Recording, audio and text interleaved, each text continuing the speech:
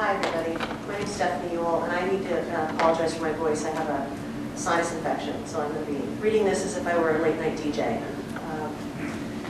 My paper today is called Point of Origin, and it's a paper that asks where we start the narrative of American slavery on the public landscape matters. Actually, location, location, location, as our realtors would tell us, absolutely matters. So I thought I'd start with an image. Let's see. There we go. I'm also a historian of Charleston. You're going to be Charleston out today, I'm afraid. An image called St. Philip's Over Rooftops by a woman who was an etcher in the 1920s and 30s and on, named Elizabeth O'Neill Verner. This image is available for purchase all over Charleston in gift shops and museums as gift cards and postcards and in framed versions of St. Philip's Episcopal Church, whose churchyard boasts several dead signers of the Declaration of Independence, John Calhoun, who we just met in Statue of Reform.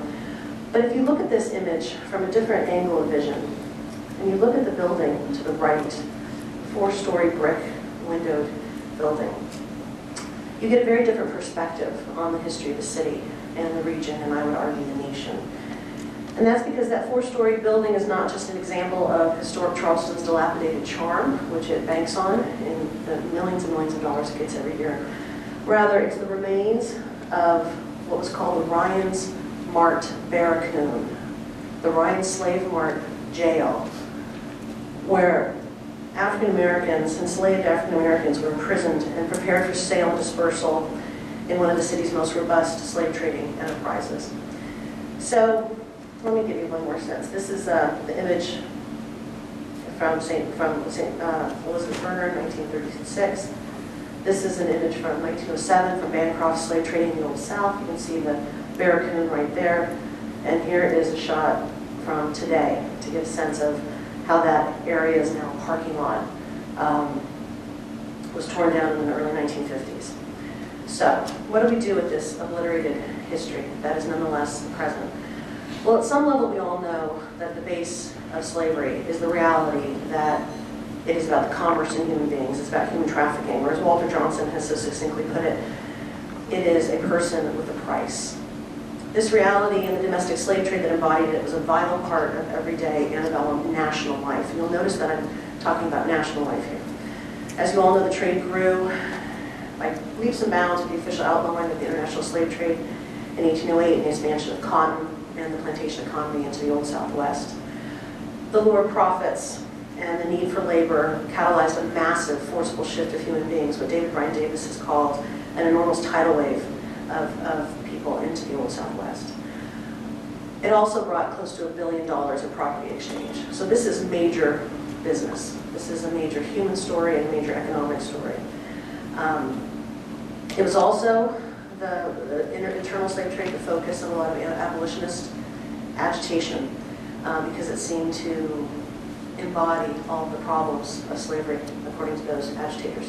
So the slave trade really did embody, it was the engine of slavery's future, as one historian has called it. So I don't think it's an overstatement to say that the domestic, internal slave trade really embodies the physical, demographic, economic, cultural, spiritual concerns of antebellum America. I think it's a wonderful sort of area to focus on. And yet, like the Ryan's Mart in Elizabeth O'Neill Vernon's image, it's there, but it's absent. It's there, but it's not talked about. It's hidden, basically, in plain sight. And this, I think, is one of the essential problems of the politics of memory of slavery in American culture, is how the trade itself, much less a slave rebellion or these episodes, but how this engine, this ongoing engine that was actively maintained by Southerners north and south, Americans north and south, has been ignored, largely ignored. What we do think about when we think about the trade, I should have shown you some of these images. I'm sorry, I have a sinus infection. I'm not entirely on my game right now. What the trade we know. I want to talk for a second about how the trade we don't talk about is related to the trade we do talk about, which is the Atlantic trade, the international slave trade. I would argue, and in fact, a wonderful new atlas of the trade just came out, if anyone's paying attention, an incredible resource. This terrible and tragic forceful movement of peoples from Africa into this country clearly has had an incredible impact on who we are. But to only talk about that, I think, allows us to forget certain aspects of who we are and to emphasize other kinds of narratives. I would argue that to understand the slave trade only as a transatlantic phenomenon allows Americans to think of it as an inherited institution, as a kind of residue of old world colonialism, kind of a necessary evil, something that came to us, but was not produced by us, maintained by us, and invested in by us. So there's a kind of an accountability question that is sidestepped when one focuses only on the international slave trade. As Ethan pointed out, there are a few monuments to the international slave trade in the Charleston area. He pointed out the bench. Let's see if this is going to move for me. There's also on Sullivan's Island, which Peter Wood called the Ellis Island of African America, Black America, the major entry port for most slaves from Africa to this country. In the 1999, the same period when you have the debates over the flying of the Confederate flag at the South Carolina State House, in that same period on federal property, this large plaque was placed at Fort Moultrie, which is also where that bench is. And Ethan's not kidding, it is not easy to find that bench. I wandered that place and could not find that bench.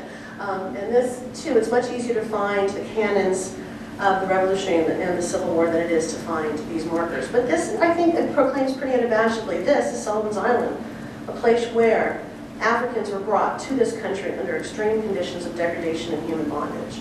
So, I mean, it puts it out there that this is the entry point for this international slave trade. There's also, excuse me, can you read my water? There's also an exhibit called African Passages that's now at the National Park Service, right across, let me get that little one there, right across the way. But this is all the international slave trade, right? It's all international slave trade. It's not about the local slave trade. Few communities, thank you, that explicitly bank on their slave past or their plantation past through historical tourism pay attention to the domestic slave trade. This shouldn't surprise us. Most people